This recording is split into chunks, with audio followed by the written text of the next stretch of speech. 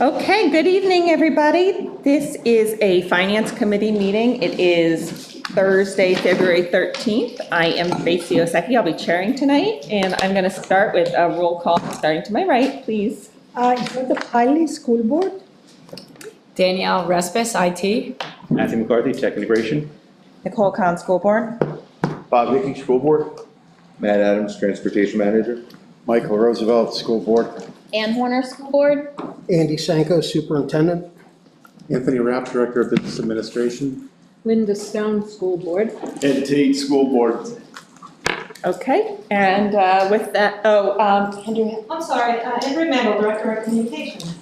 Back and forth. Okay, and with that, I'll let Tony take it away, please. I'd like to add that Mr. Tate has entered the room. Oh, did you School Board. introduce yourself? Yeah, you did. Okay. Thank you. Before we get, thank you, Mrs. Osecki.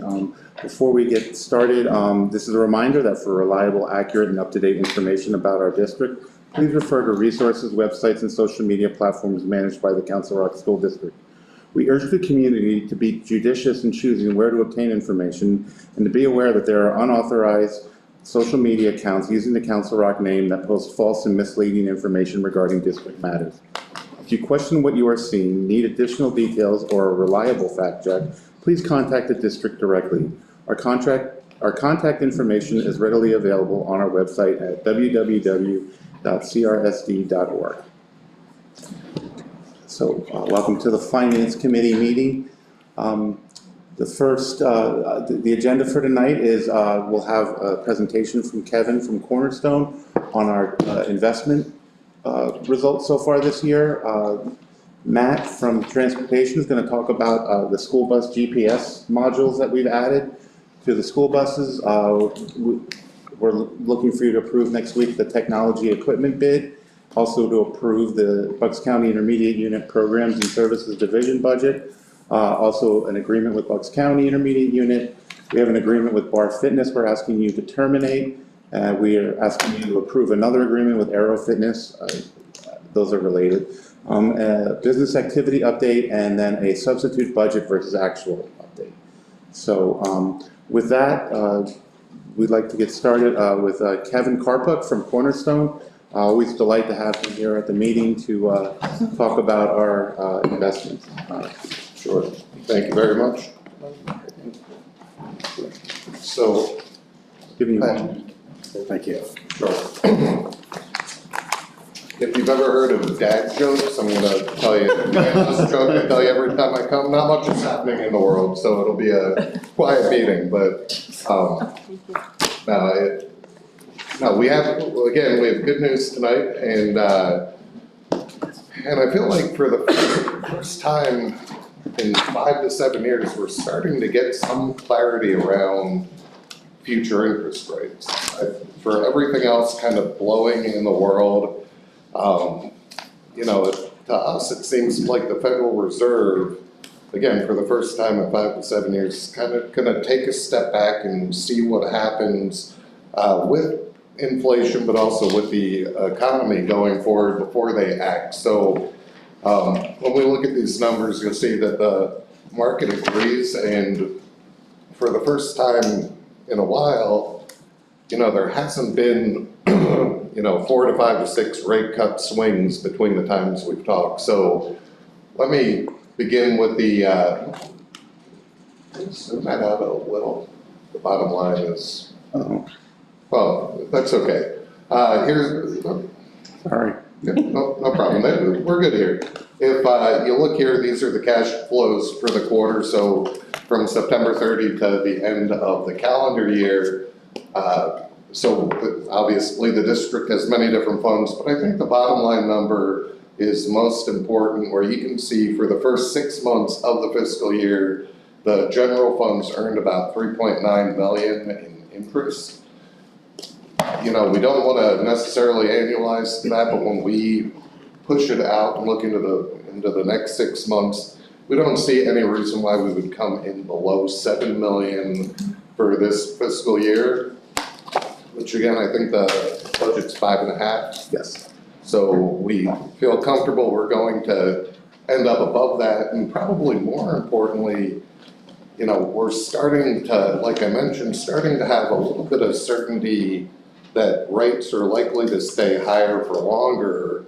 So, you know, as we work with Mr. Rapp and his team on the budget, you know, a lot of years, it's, you know, he'll call and say, what's the number? And I'm like, I don't know, the Fed might cut 10 times, or they might raise 5 times. We're feeling pretty good that that budget number, you know, rolling that budget number is probably going to be a legitimate number to plug in there.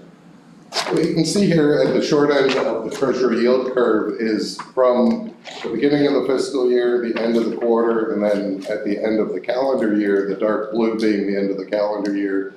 The Fed has cut several times, you know, 3 times to be specific. And I think if I could read their minds, they would go back to September and not have cut 50 basis points. Right now, you know, they're looking at inflation, and it's something we've talked about many times. When inflation was at 9%, we came here and said, well, getting down to 3 or 4 is gonna be pretty easy as supply chains reopen. But getting from 3 to 2, which is their target, is gonna be hard. And you can see that inflation has been stuck right about 3%. So in September or in the fourth quarter, when they cut rates several times, I think they were expecting the trajectory to continue, but employment's continued to be strong, and I don't know where the consumer continues to get their money, but people are spending money a lot. So that has kept economic growth high. This looks out, so this is the market predictions for the end of the fiscal year, and you can see, you know, there's about a 37% chance that the Fed will not cut at all, but between 1 cut and no cuts, you see almost 85% of the market projections are in that range. I think as time goes on, you'll see it move more to the right, with the possibility that, you know, the Fed does not move before the middle of the year. And then in December, and we pull these a week or 2 ahead of time to make sure they get into your packets. Since this chart was drawn or pulled, we did get a high CPI number, and it's almost locked in now. Like I said, maybe one interest rate cut in calendar year 2025. So again, this is good news for the short end of the curve. What it likely means is the longer end of the curve, where we're not invested, but 10-year, 20-year, 30-year will remain elevated. But from our perspective, things are working well. We have a good mix of locking in rates and floating rates. So almost no matter what the Fed does, we're positioned so that the district's cash is both safe but has a reliable income level. So I know that was pretty quick, but you also have a 15 bullet point agenda, so I will ask if you have any questions rather than getting too deep into anything else.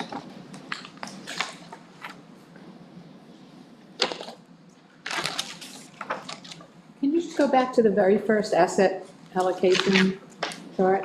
Yep. Because you were saying we're looking at 7 million for the fiscal year? Mhm.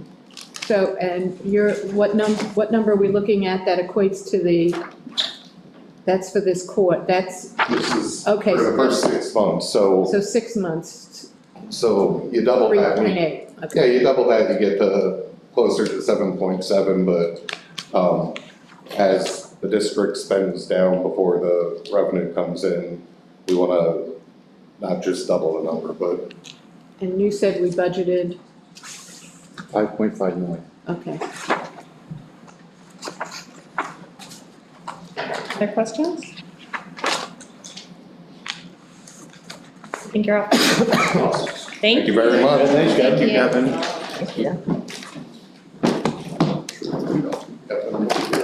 Yeah, great. Take good care. Thanks, Kevin. Thank you. Bye-bye.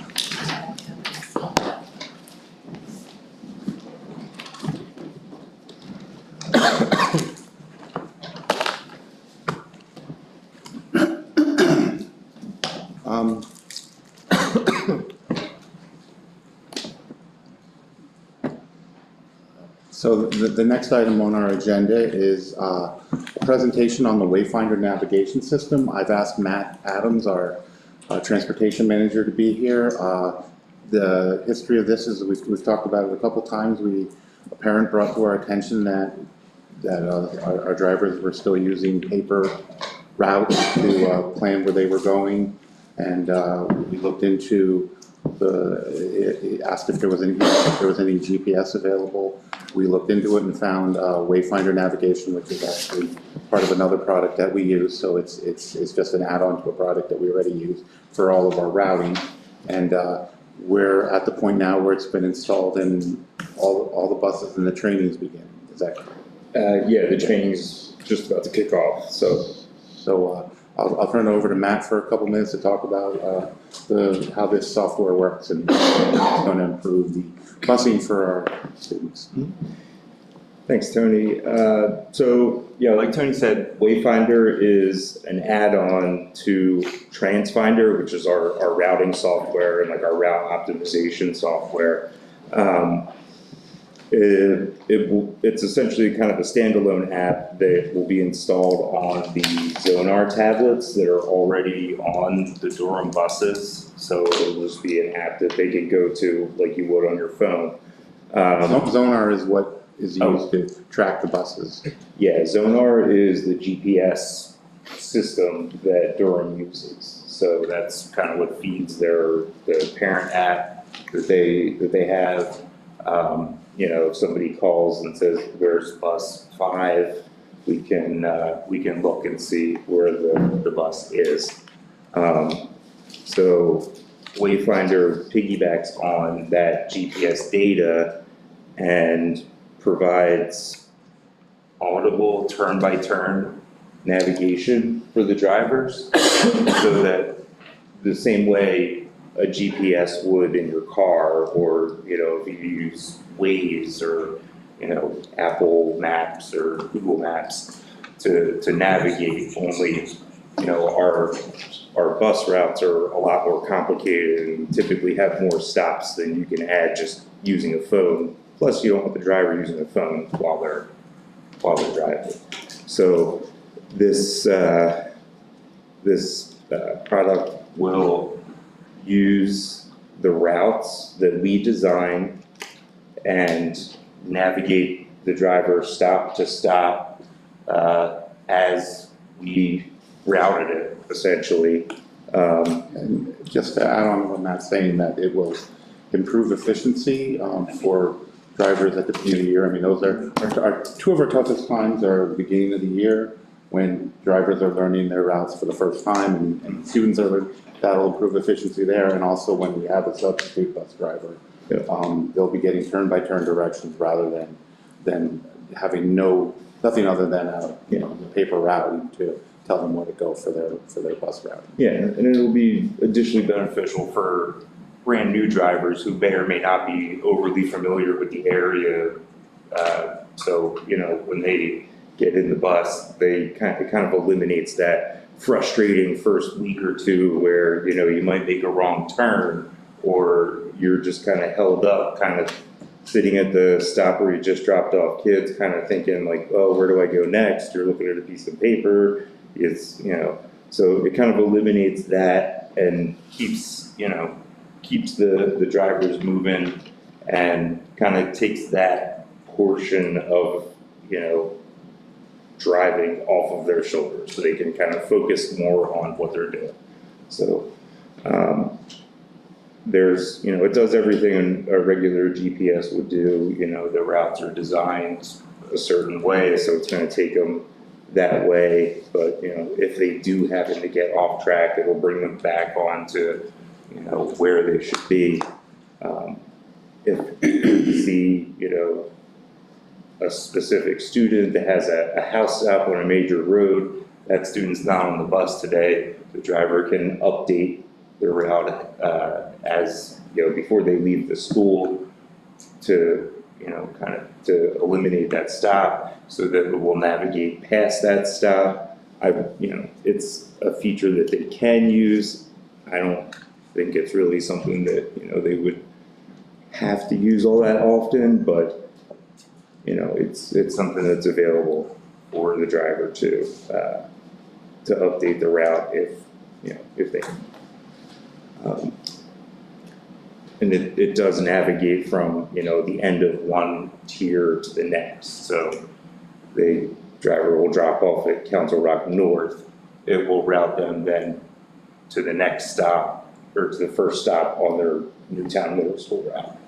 So we'll keep them, one to the next. So the additional benefits of this are that it provides the driver with real-time route information. The driver can see if a change has been made or a stop has been added, and this kind of plays into that, beginning first few weeks of the year where, people will call and say, oh, we moved, or, we just registered, or, any of the various things that pop up where, we need to manipulate the routes a little bit ahead of time, or at the beginning of the year. It's, kind of the choppiest part of the year for that. The driver will have the most up-to-date information because it's essentially live with, what we have routed. So, it's got the most up-to-date stop information. It's got the most accurate and up-to-date student count and student ridership roster. The driver can, use the tablet to look at individual stops, allowing them to kind of zoom in and out if they want to do kind of a route overview before they start driving it. And, it's really gonna help, I think, with, the substitute drivers and then the brand new drivers. As, we're constantly onboarding new drivers. We're training them up as much as we can, but then, once they start driving for themselves, it's, kind of a different ballgame. But this will kind of take that weight off of their shoulders of, trying to remember every single turn, going through, 75 different stops each morning and each afternoon. So, I think, like we said, it helps substitute drivers be more efficient and eliminate the need for drivers to look at a printout. This is the rollout plan for the. Yeah, and it's a train-the-trainer approach. So we'll get kind of a core group of people that will be, myself and my staff in the office, the Durham staff, the management, and their driver trainers. And we will kind of use the driver trainers at Durham to feel out the kinks and make sure that, everything is working properly. But then they will also be kind of the emissaries for new drivers as they're being onboarded. Will learn how to use the app and learn how to use the software. And then the driver trainers will be able to kind of propagate that training through the fleet over time, starting with, the standby drivers who don't have an assigned route and just kind of fill in where needed every day, or the new drivers, which are often the same thing. So, it will definitely help that core group of drivers there that, are most at risk for getting off track, missing a stop, and that kind of thing. So it'll really, solidify that gap essentially in coverage that we have, and keep the train running on time. We'll be starting the formalized training. I think the first training session is next week. And it will be, we'll get the primary group of drivers, driver trainers and office staff trained up over about 3 weeks. And then it's just field testing, working out the kinks and starting to spread the word. Thanks, Matt. Yoda and then Nikki. Yeah, just curious how it's gonna work, like, so when the driver gets on the bus in the morning, is it already loaded, the whole map of where all the stops and, you know, with the right order?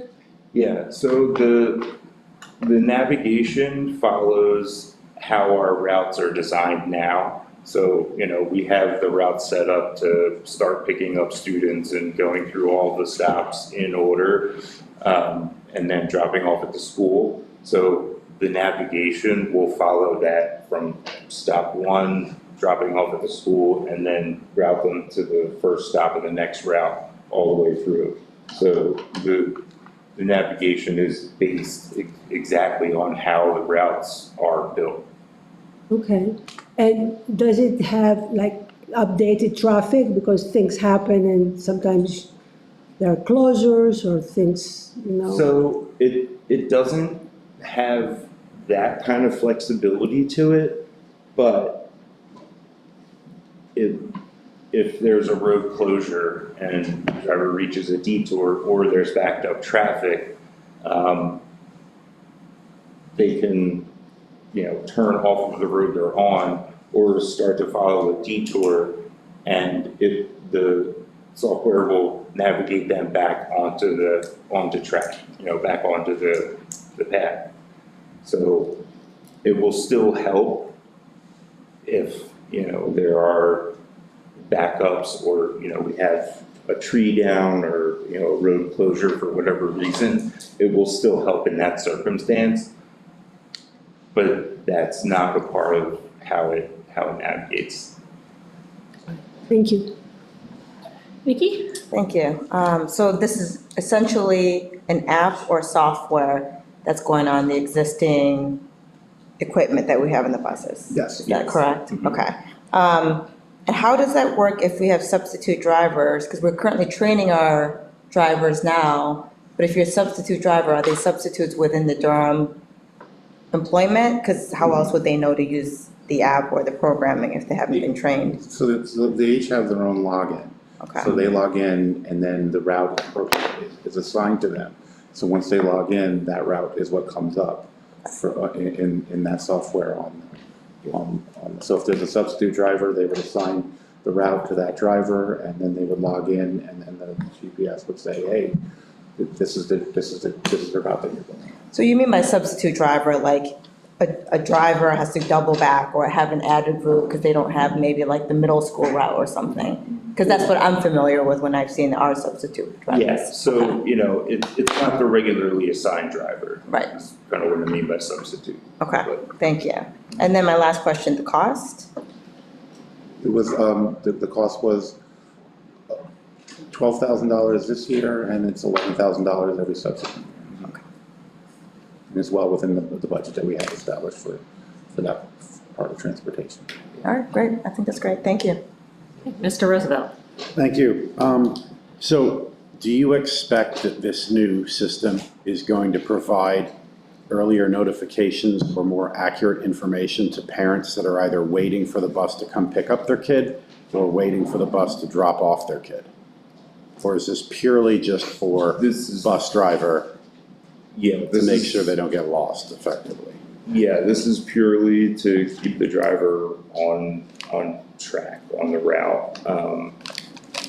And ideally, it will reduce the number of notifications you would need to send out because a new driver made a wrong turn and then made another wrong turn trying to get back to where they were. So, you know, that would kind of eliminate that scenario where, you know, the bus is now 15 minutes late. So this system is intended really to have a similar reliability for a substitute driver as opposed to their regular driver, which should reduce some of these notifications to parents about delays. Correct. Wasn't there at one point an app that the district or Durham was looking at to provide information to the parents? At one point, wasn't that a feature? We have an app. We still have it. An app. It's called Yeah. Bus Zone. Yeah. I use it every day. This doesn't talk to that, though. Yeah, but that's a product that, Durham purchased, I believe, through Zonar, so. Right. That's the bus tracking app. So what's preventing these systems from talking to each other? In a helpful way to parents? Just, they're not designed to do that. It's, so, Is the bus sonar, excuse me, is the bus sonar real time? Bus And Zone? What is it App? called? Bus Zone. Bus zone. Yeah. So it's real time, right? So you can see kind of where it is at on the. It's kind of real time. It's kind It of is. real time. So it is kind of giving you that Yeah. to tell you, right? It is. yeah, There's still some glitches with it though. Yeah. So, yeah, same glitches I've had from the beginning since we've had this app or the other app. yeah. So, We looked into some other products, and one of them was something related to Sonar, but even I believe it was the group said, yeah, go with this, this this is better. This was better, yeah, that was actually Zonar said that. They had, Because that's obviously got to be a goal, it's somewhere along the lines of reducing unhelpful notifications to parents that their bus is delayed or canceled, or, you know, did the bus already pass and we missed it, or should I stay here? I mean, all of this that the parents go through with their schedule to get on with their day, whether it's the beginning of the day or the end of the day. yeah, this, like you said, would increase the reliability and consistency because the drivers aren't deviating from the path. So it's, you know, giving the drivers directions exactly as the route is planned and how the timing is built for each stop. So it's not actively alerting anybody that if the bus is behind schedule, but it will reduce the instances of that occurring.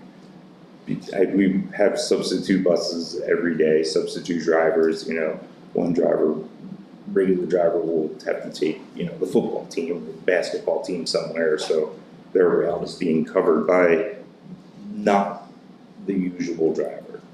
And, you know, each driver's familiarity with what roads to take or the fastest way to A and B does vary. So this should increase the reliability and reduce the instances of, you know, the bus being 10, 15 minutes delayed. But I I do understand what you're saying.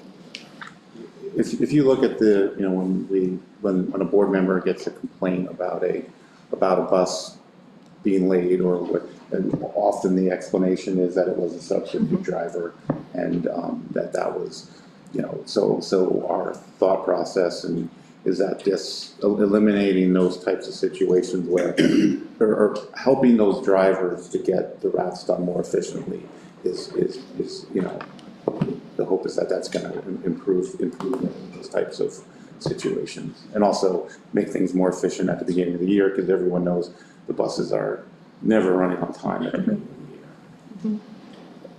Just the last point regarding routing or rerouting or getting back to the route if somebody makes the wrong turn somewhere. Does the system program in certain roads to avoid, such as that have a too short of a turning radius or, you know, other obstacles to get a 55-foot long bus to turn around and get where? Yeah, it's in our routing software where those are called travel scenarios. And you know, there's multiple roads in the district where a full-size bus just doesn't fit. Right. Or a bridge that they can't cross. Right. So we do have those marked in the software. So it kind of pulls together all the information. So, each driver has their own individual login, but they're also assigned to a specific vehicle. And that vehicle has certain characteristics, and those characteristics match or don't match different travel scenarios. So yeah, it's not gonna try to take, a full-size bus, down Creamery Road or something. One of those, especially up in the Salt Limestone area, there's a number of very, very narrow roads going over the mountain and things like that. It will not route them that way. Good. That's it. Thank you. Other questions? Well, I'll just say, my favorite thing, and I didn't know this, we didn't talk about this in our pre-meeting, but my favorite thing is that it was suggested by a parent, or that, a parent brought to our attention that there's a problem. I think that's great, and it shows, continuous improvement. So I think that's awesome. Thanks, Matt. Yeah, thank you. Thank you for coming, Matt. Definitely excited. See you, Matt. Thank you. Have a good night, everybody. Thanks, Matt. Yeah, you too. So the next item on our list is, or on the agenda is, so our Network Operations Center, which is located in Council Rock High School North. It's where all of our network data is located, or one of the places where our networks are located. The last, this is a technology bid to upgrade the equipment in there and improve service. The last upgrade was in 23-24 at a cost of $903,080. We bid specific equipment and received 3 bids. CMS Communications, $493,000, Integra One, $443,000, and RTS Solutions, $535,000. We're asking you next Thursday to award the bid to Integra One as the lowest responsible bidder. Wow. Ed, I saw you first. Yeah, Mr. Rapp, does the upgrade that we're looking at now, is it similar in scope to the upgrade that was done 23-24? No, it's more of a finishing of that upgrade from. I see. From at least that's what I'm told. No, we yeah. switched a lot of our equipment, and this is, and it should be put us in good shape for a bit. This Good to know. is hardware, Yes, yes? this is all All hardware. Good to know. Thank you. Other questions? This is a lot. Yes, Mr. Roosevelt. Is this marked in the budget, or is this additional too? No, this is in the budget. It is in the budget. Thank you. Mr. Hickey. So you're saying the update that we had in 23-24 was actually insufficient? Like, should it have been more, or? No, I think It's it was just- right for the time.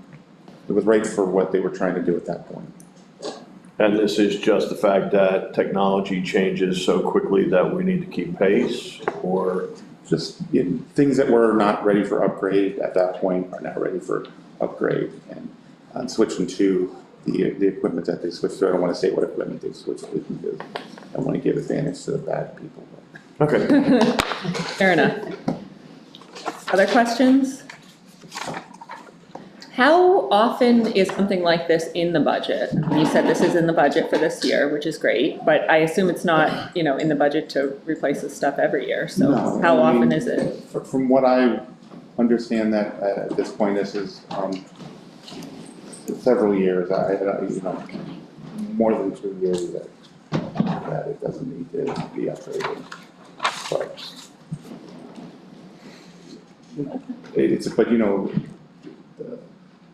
the technology is always improving, but so are the methods of the bad guys. So. Other questions?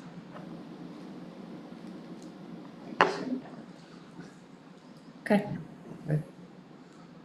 Next item is the Bucks County Intermediate Unit Programs and Services Division budget. It's something that we do every year. The IU asked us to approve the budget and ask every district in the county to improve the budget. This is services provided by the BCIU to districts in the county. The total portion of the budget for member school districts is $1,054,153.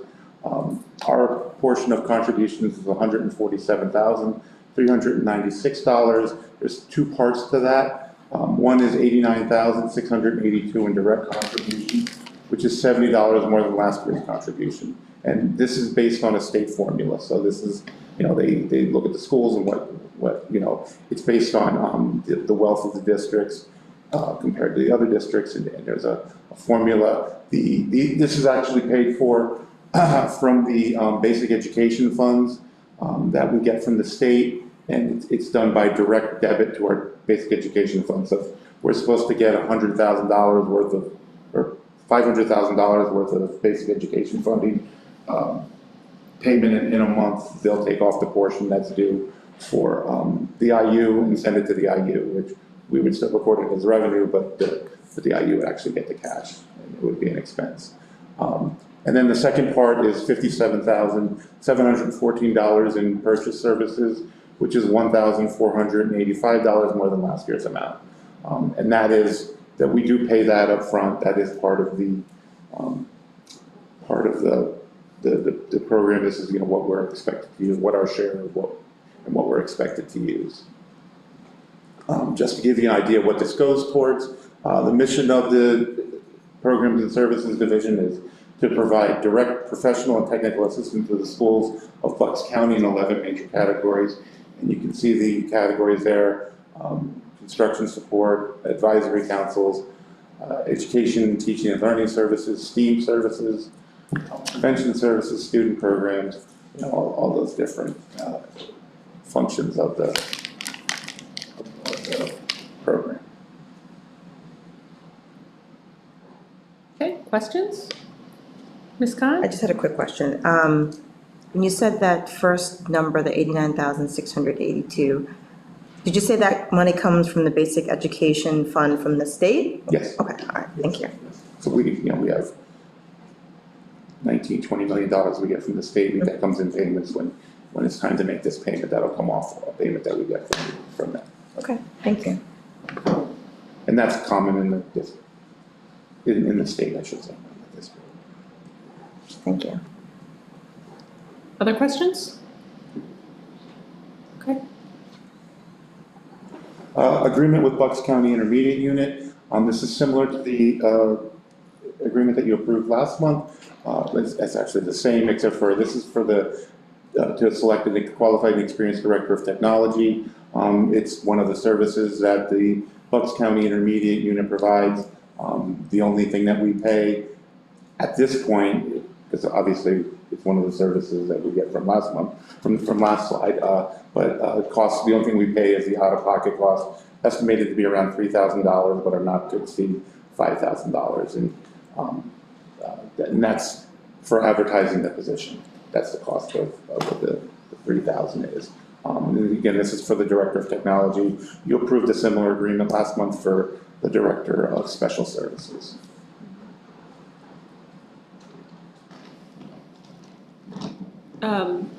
Dr. Sanko, do you want to just speak to that for the public, that kind of explain where we are, that we've had the interim director and that, moving on?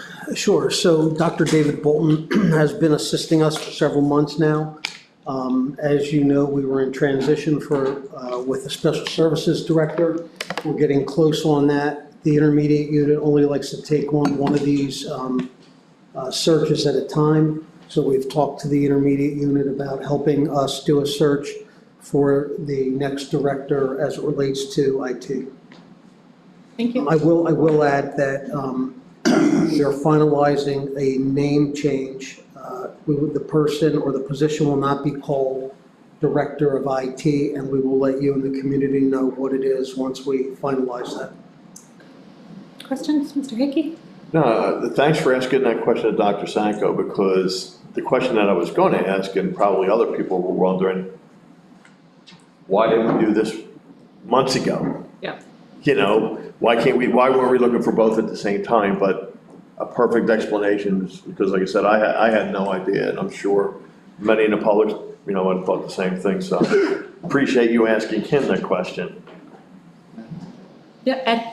Isn't it also true, Dr. Sanko or Mr. Rett, that one of the real benefits of having Dr. Bolton in that role for an extended period was his ability to do an assessment and a real deep dive, as they say, into what our true needs are and what the department ought to look like. I mean, my understanding is a lot of changes have been made in terms of staffing assignments, and we've even reduced headcount. Yeah, that is, I'm sorry, I missed your last part. We've even reduced headcount. Yes, so that is absolutely right. We asked Dr. Bolton to come in and help us kind of get our legs under us as it related to that department. He did do an assessment. I've spoken with the board about a realignment in IT.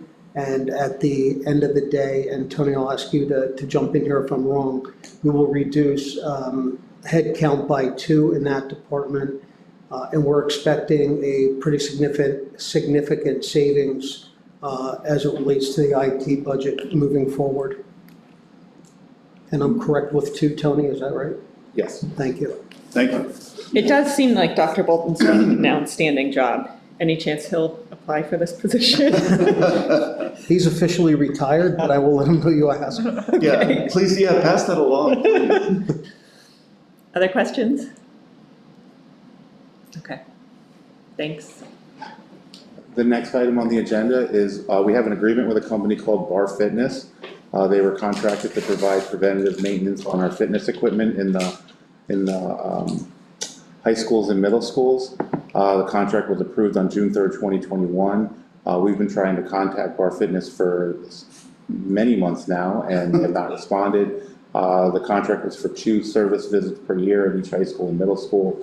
The cost was $1,760 per year. We're asking you to terminate this agreement, to vote to terminate this agreement so that we can find contract with another company to provide this service.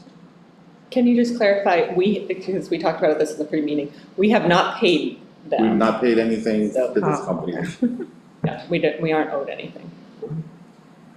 Nikki? How long was the contract for? Was there a contract agreement, I'm assuming? There was a contract agreement, I believe it was for 5 years. And then we didn't see them at all since 2021? No, just since August. Okay, okay. So we've been trying to get them to come out this year, and they have not come out, so they've not been paid. All right, thank you.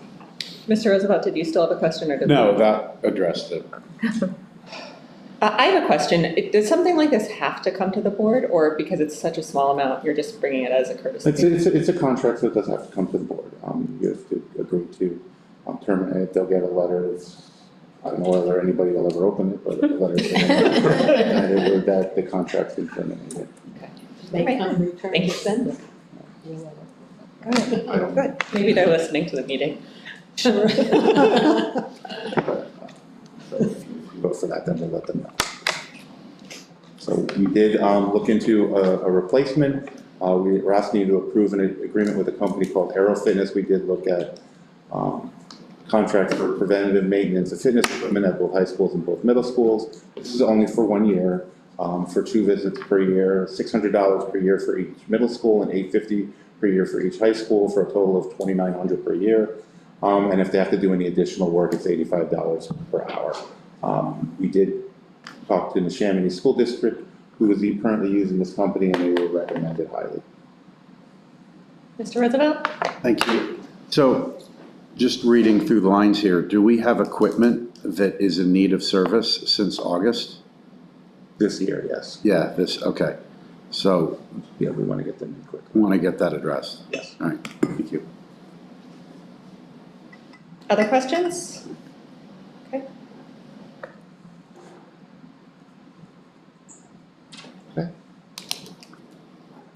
Okay, the next thing is, so I know we talked to you several months ago about software that we purchased as part of another software package that we have to provide financial forecasting.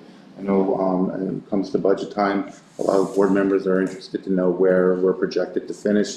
This software provides us with an analysis of where we are as far as the budget, where we are versus actual our budget versus where we are, compare us to last year, does all kinds of things, all kinds of charts and graphs. This is just one of the things that I think this is probably the most important graph that, or the information that we have for this. I'll start with the slides on the charts on the bottom. You can see that what our forecasted in blue is our forecasted local revenue, state revenue, federal, and other revenue, and then the budget. So, you know, we're forecasted to be pretty close to 100 on those, and the same thing with the objects, forecast versus budget, going across on the bottom, salaries, benefits, contracted services, purchase services, other purchase services, supplies, property, other objects, and then just other, which is like things related to debt and transfers. So you can see that you know, it looks like that we're pretty close to forecast. On the next, we'll blow up the top part for you to see it better. Thanks to Matt teaching me how to do this. So you could see this is through January 31st, 2025. And you can look at in the first column there is our information through January 31st, 2025 from the prior year in the first column here. You can see where we were at this point, and then where we are at by the end of January in the current year. And you can see that we've, you know, we're doing mostly better with revenue. The federal revenue is going to be down because we don't have ESSER this year. Our expenditures are, you know, right on point where we would expect them to be, pretty close. A lot of them, will say that we do have an increase for the teachers coming in the next payroll, so that number is a little bit lower than it would be otherwise.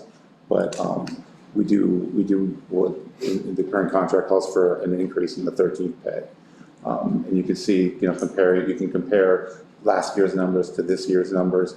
Our total revenue up to this point is $220 million, 220,612,000. Our expenditures are $140,165,000. That's showing that, you know, right now we would have an ending fund balance of 80 million. Of course, that's a product of the fact that our revenues come in a lot earlier than our expenditures go out. So that's not, you know, that's not anything more to pay attention to. And then you could look at the top, at the next set is what the software is forecasting for next year, and the forecast is based upon prior years, location in the prior years of different expenditures, when they were paid, and what you know, when they expect them to go. And you can see here that we're expected to have 56,894,000 in revenue to come in yet, and 134,752,000 in expenditures to be paid yet, which is a decrease of 77 million. So you know, comparing those two coming across right now, again, I will say this as a reminder though, that you know, this is projected. This is not, you know, obviously the numbers aren't. We certainly don't want to guarantee that this is what it's going to be, but the software is projecting a surplus of it's projecting us to finish with $277 million in revenue and $274 million in expenditures for a increase in fund balance of $2,588,682. And then you can compare those numbers to budget. For local revenue, we're projected to actually be less than we for local and state. We're projected to receive less than we budgeted for. I'm sorry, for local, we're expected to receive less. For state, we're forecasted to receive more, and same with federal, we're forecasted to receive more. You can see our expenditures as compared to budget. Most of them are lower, most of them are lower than what was expected, which is, you know, this is our budgeted. We did budget for this use of fund balance. So, and you can see going across, the items in red are unfavorable when compared to the budget.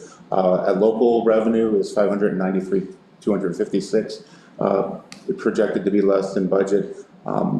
That is, there's quite a few revenues. Again, it's early, so it's hard to, but one of the big things is our IDEA money that comes from the local IU. That's considered a local revenue, even though it comes from the federal government ultimately.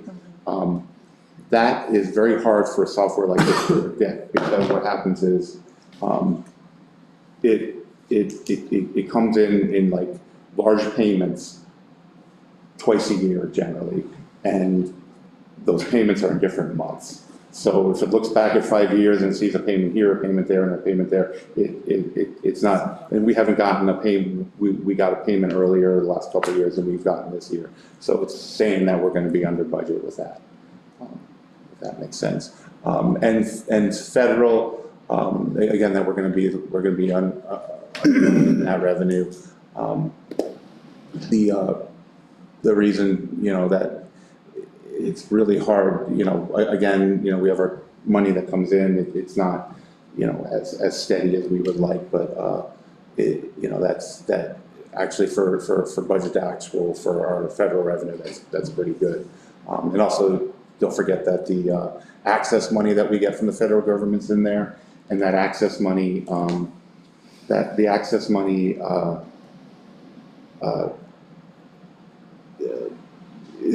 is spent as more as services are needed throughout the year. So that'll come down. If you look at our expenditures, right now we're projected to be under budget in pretty much every expenditure category but contracted services. The contracted services are expected to be over budget on for two accounts, two objects, and then one of them is the IU services, and that's mainly due to, again, that's a timing issue, that's going to be over. It says it's projecting to be over budget, but the problem is that the IU services are generally, more of them are paid for towards the end of the year, and we made a payment in January, or not in January, that we typically make in February. So because we did that, it's saying that we're gonna, it doesn't remove the projected payment in February, it just leaves it there. So that's projecting that we'll have a higher payment in February. And the other area where we're over budget is in legal costs. So as compared to the budget, it's saying that we would finish the year with a $4.5 million overage in results as compared to the budget, which was budgeted at a deficit. So it's projecting a $2.6 million gain, and compared to budget, a $4.5 million gain, or better than budget, I should say.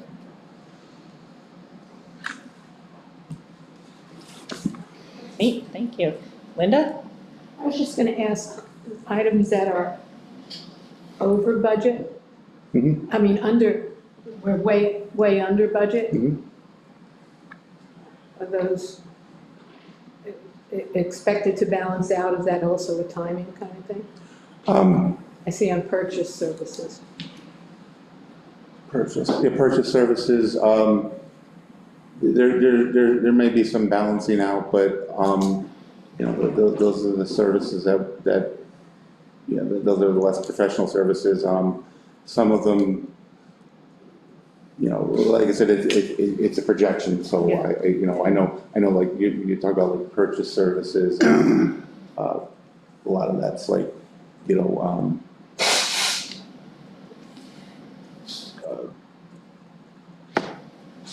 some not professional services, but other services that we purchase within here. I know one of the reasons is, and it relates back to what Dr. Sanko talked about earlier with the what we've looked at in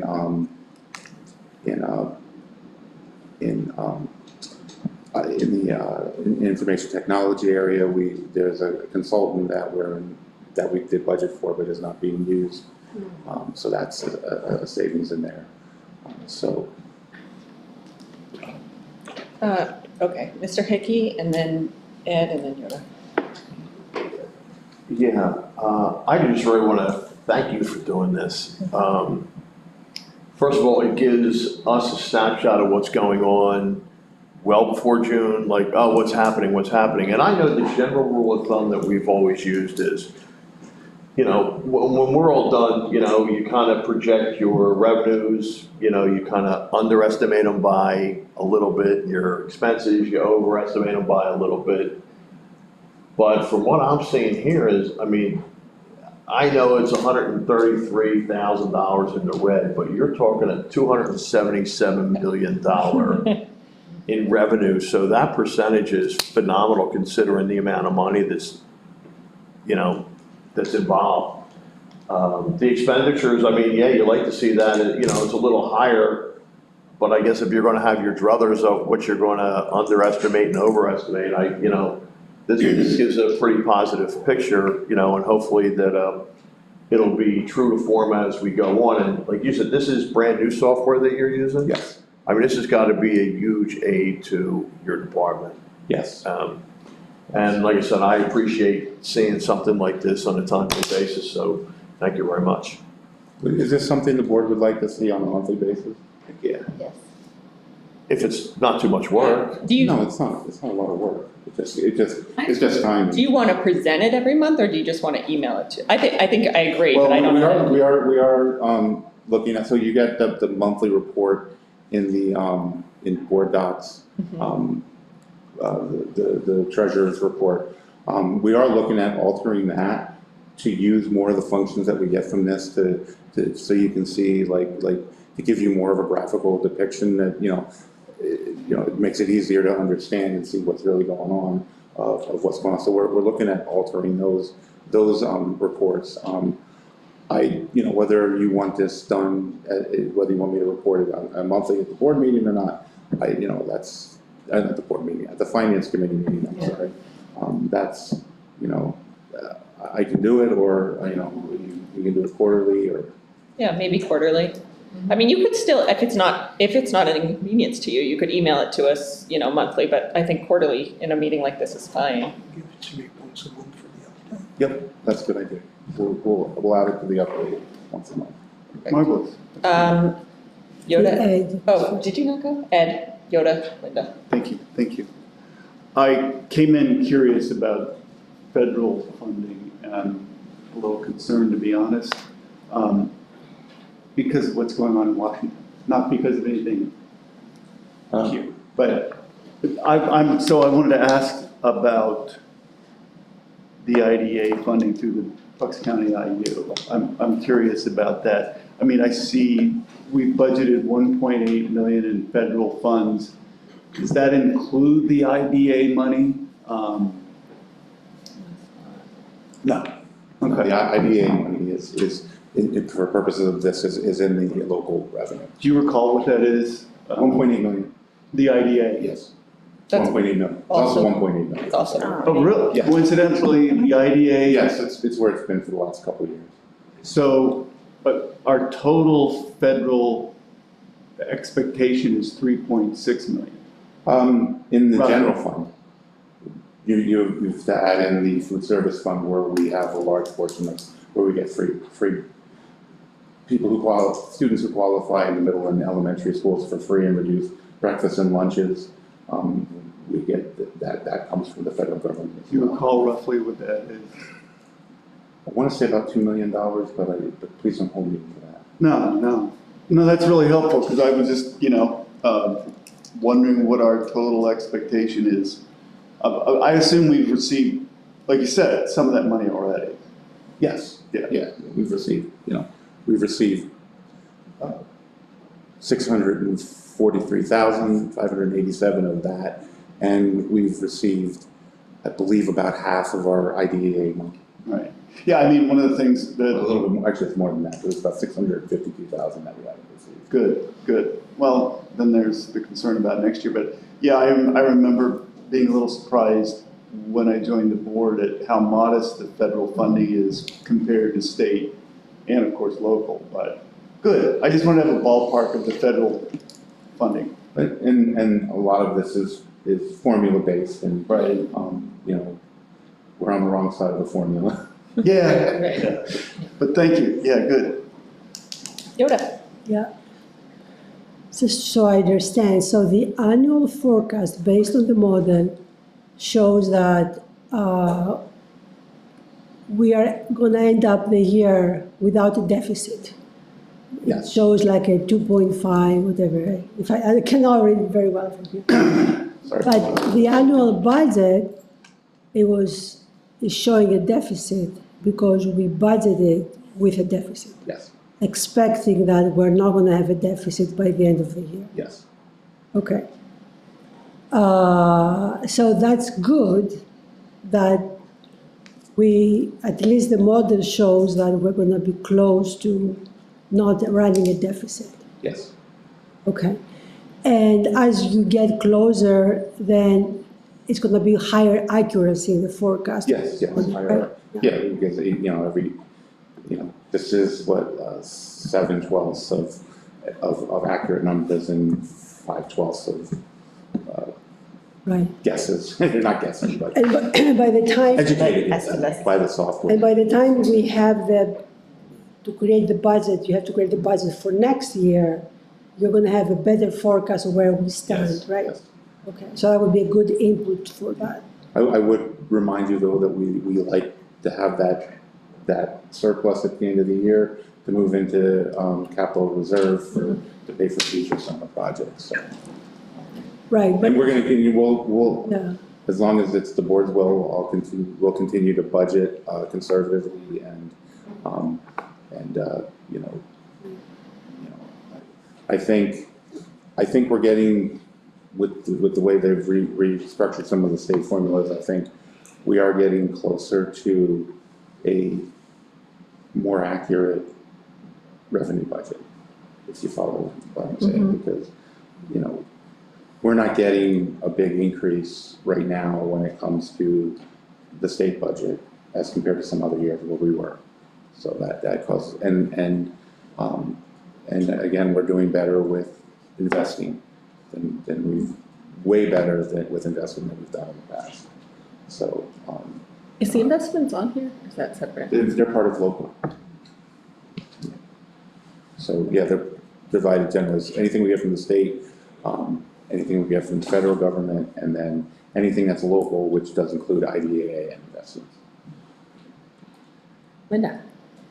So if this federal funding freeze goes through, Yes. I mean, I don't know if it will, and I understand that Ron Shapiro has appealed that freeze for the state of PA, but will that just, so how much money are we looking at that is expected to come in from feds that we haven't gotten? You said we have already gotten About- 640,000? In the general fund, about Year to date, about Federal. about 1.8 million, about $1.8 million in the general fund. That's 1,173,636 plus the 600,000 that's in here, so it's about, you know, 1.9 million dollars. so even if we lost that funding the rest of the year, we're still on because we're over by over 2. Yes, yes. Now, So we won't have to cut, there's no, nothing would there have should to be be cut. no services cut, and we do have, when it comes to the food service fund, we do have enough of a fund balance there that we would be able to absorb any cost for the free and reduced for federal, for this year. I'm not, you know, it's not something that we could sustain, but from everything that I'm hearing from professionals in the state is we do not have, the funding that we get is part of the group that would not be affected by the federal funding freeze. Any of our funding would not be affected by that. So, you know, most of these are what they kind of call, not even say entitlements, but that's, you know, personal, you know, the kids that are getting the free lunches, that's a personal thing. Most of those things are they're not supposed to be affected by any federal funding freeze. So. Other questions? Thank you. Next topic is the substitute teacher budget versus actual. This is another product of the software. You can see the columns in orange. I did this before we had the January numbers put in, but it's still pretty reliable. You can see the columns in orange are the actual amounts that we spent on substitutes this year, and the numbers in blue, the columns in blue, are what we're projected to spend. Obviously, as the year goes on, the trend has been for like May to have more days to more, that's our highest month of substitutes. The projected cost is $2,548,490, which is projected to be under our budget of $2,599,504 by $51,014. And draw attention to the fact that we're doing very well with this, and especially considering the fact that we've increased PD days, which we've been asked to do, and which we, in the state's done. We've had through February 7th of the school year, we've had 582 PD days. For all of last year, we had 538 total PD days. So there's 44 more PD days that we've done so far this year as compared to all of last year. So, we're trying to give our teachers the chance to learn more. So can you explain that to the public, PD?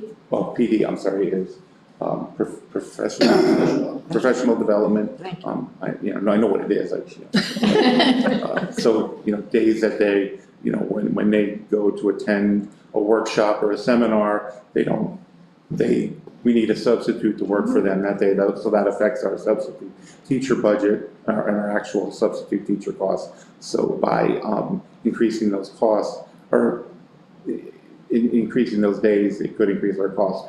But we've been able to stay within, within the budget.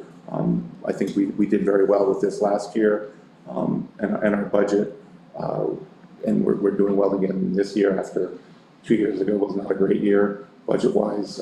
But I will, and I'll also draw attention to the fact that our budget this year is the same as our budget last year. So we did not increase budget, but we're still doing well even with those additional PD days.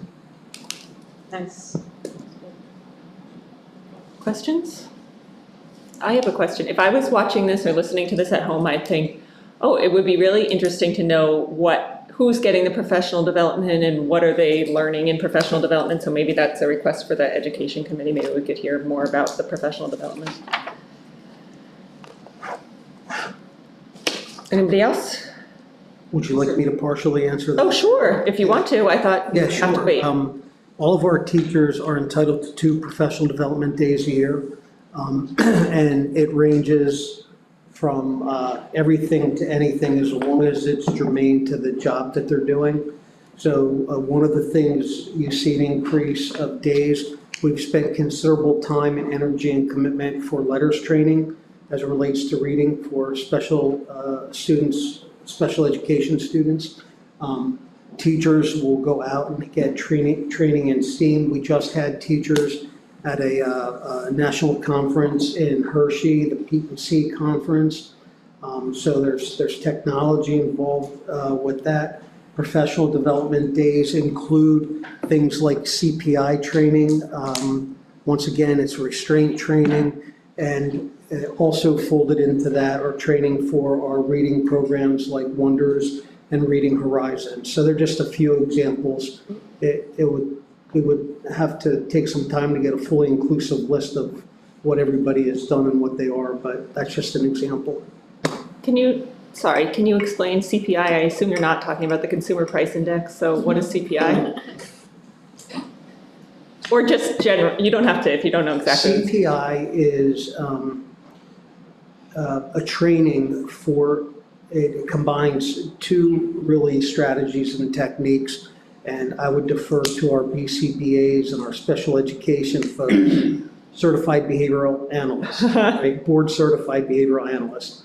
But it combines safety restraints so that a child is not in danger to themselves or others, particularly We have a pretty fair enrollment of nonverbal autistic children, but it also includes training into classroom management. So it talks about de-escalation. It talks about how to keep the children safe. In fact, there was one that just took place here in this building yesterday, a CPI training. And so it is one of those unique specialty trainings for teachers that work with some of our, and assistants that work with some of our neediest children. Thank you. Ms. Horner? Could you clarify on the substitute teacher, is that including like the building substitutes, or how does that all combine? This is anything that we use our substitute service for teachers. So, and so it would be building substitutes. It wouldn't be long-term substitutes because they're paid directly by the district, but you know, someone calls out sick for the day, we call in a substitute teacher from the substitute teacher service, that would be included in this. Mr. Roosevelt?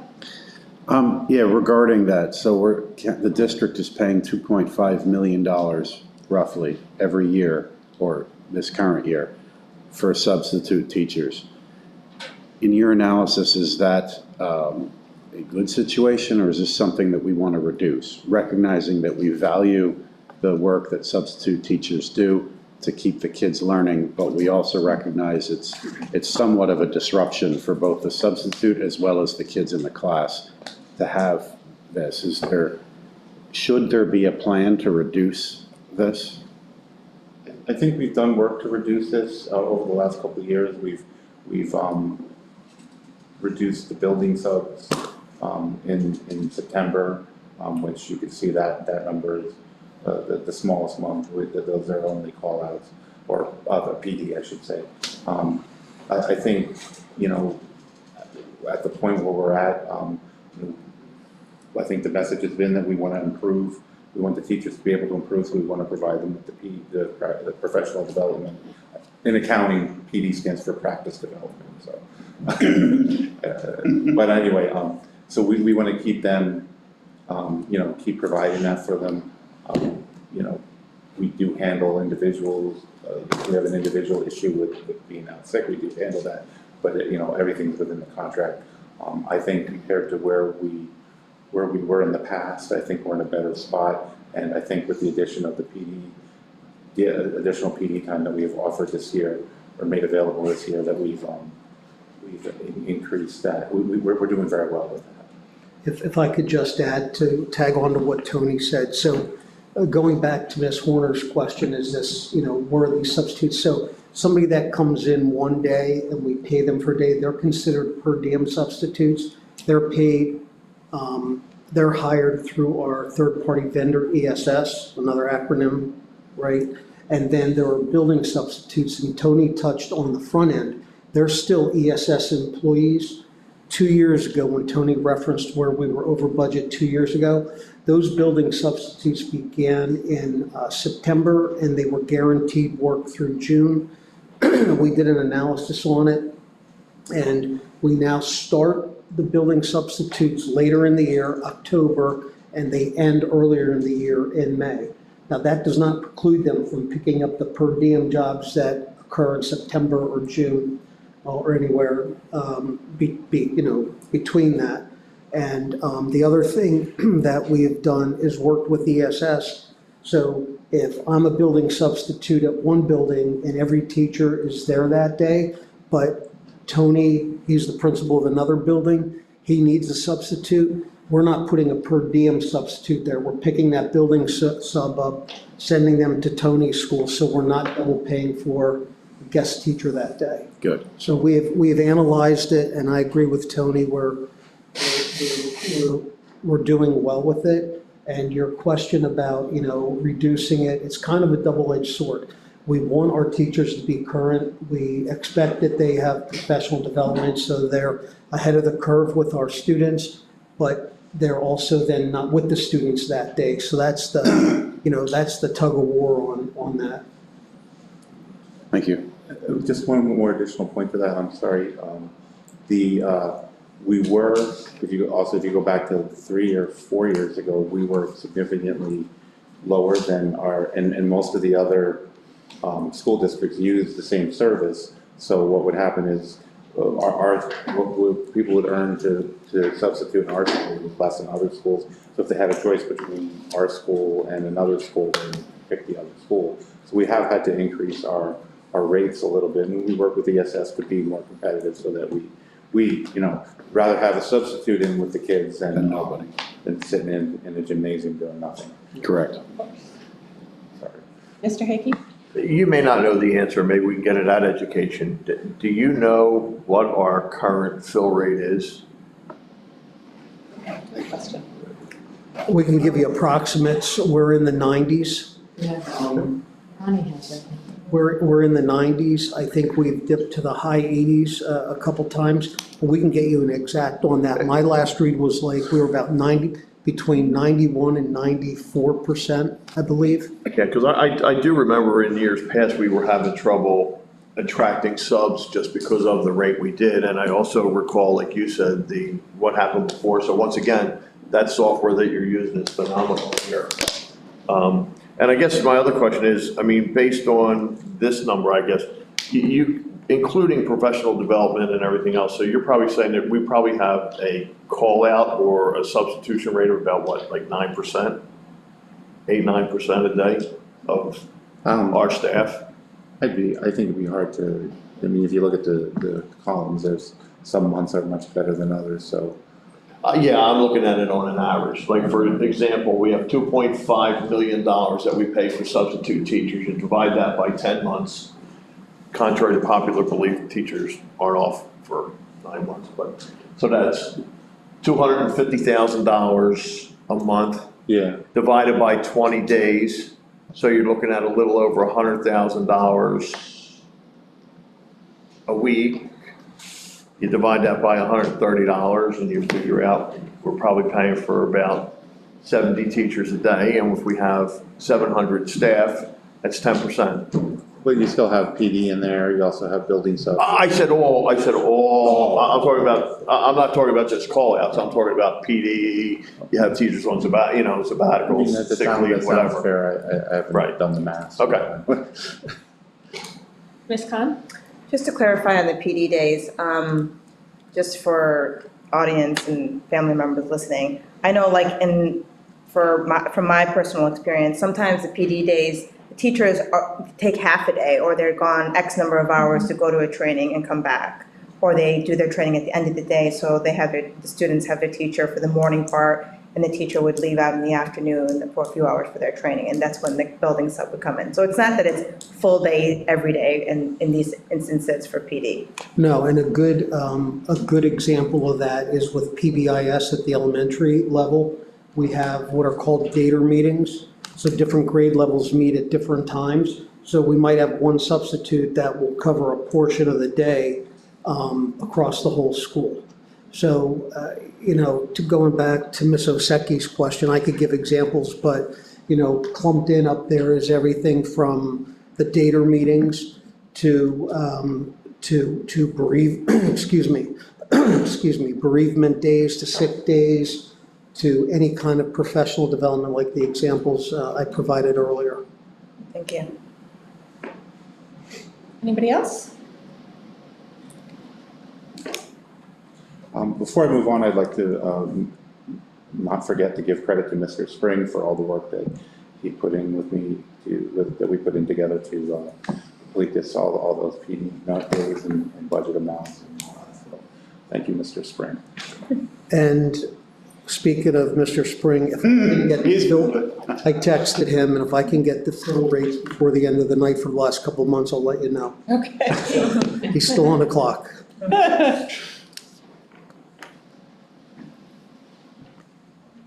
So that's it for the agenda. Upcoming agenda items is audit results. Working with the auditor to try to get the results. We're behind where I wanted to be with the audit, but we do have to have it completed by next month, or at least the report to file with our bond agencies next month. We are going out to bid. We talked earlier about David Bolton and the work that he's done. He's looked at our computers and our replacements and when put together a replacement schedule.